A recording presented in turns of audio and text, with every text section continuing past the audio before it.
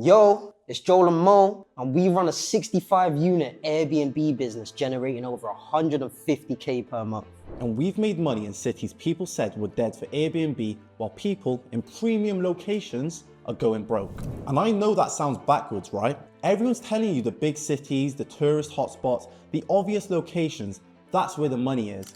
But I've got properties in places people wouldn't even consider that are pulling in more profit than properties in these so-called premium areas. So here's what's actually happening. Beginners are spending months researching the perfect city whilst completely missing what actually makes money in this business. And look, I get it. You're worried about losing money. You think you need to find that perfect location to be safe. But that's exactly the thinking that keeps people stuck. We've scaled to 65 units across different locations, and I can tell you the city isn't what's making or breaking people. The reason I can make money anywhere isn't because I found some secret location. It's because I focus on the things that actually determine success. And by the end of this video, you'll know exactly what those things are and why location obsession is keeping you stuck in research mode instead of making money. So let me break this down for you. The first thing that actually matters. The first thing beginners get completely wrong is this location belief that's keeping them broke, and it's actually the opposite of what you think.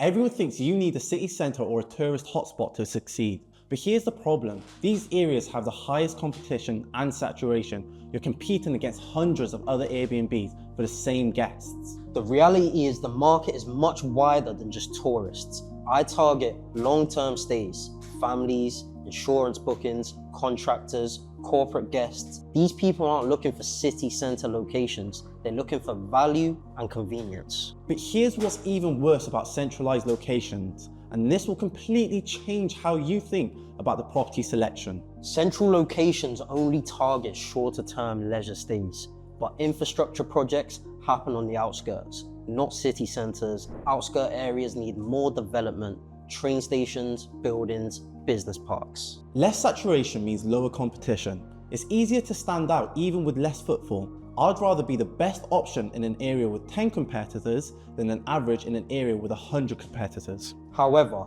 there's one hard truth about location that most people completely ignore. And if you get this wrong, nothing else matters. You do need some level of footfall and demand. I'm not saying location doesn't matter at all, but what actually matters is matching your area to your target market. You need good transport links like motorways, the M4, the M32, train stations and bus stops, walkable amenities, activities like nightlife, restaurants, pubs, shops, or even hospitals. The key insight is this: match your area to your target market. Families and contractors don't need to be in the city centre. They need convenience and value. But even if you nail the location strategy, there's something that matters way more than where your property is. And this is what separates successful operators from everyone else. It's your property setup and operations, design and preparation for your target market.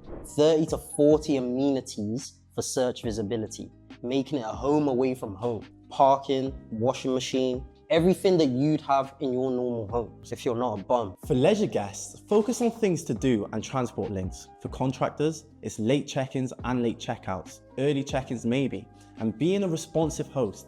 Understanding your target means setting up your property and operations accordingly. But here's the strategy that will blow your mind: how to win in areas that people call bad locations. And this is where the real money is. Take the Bristol outskirts, areas with nothing going for them. We've got an area that only gets corporate guests, and we've got another area that only attracts contractors and university visitors. We operate in many areas of the UK. For example, Newport doesn't have the footfall like Bristol, but it stands out due to low competition. Success comes from operations quality versus local competition. You get contractors, family visits, hospital visits, guest variety that doesn't depend on tourist attractions. And I've got a real example that proves this works.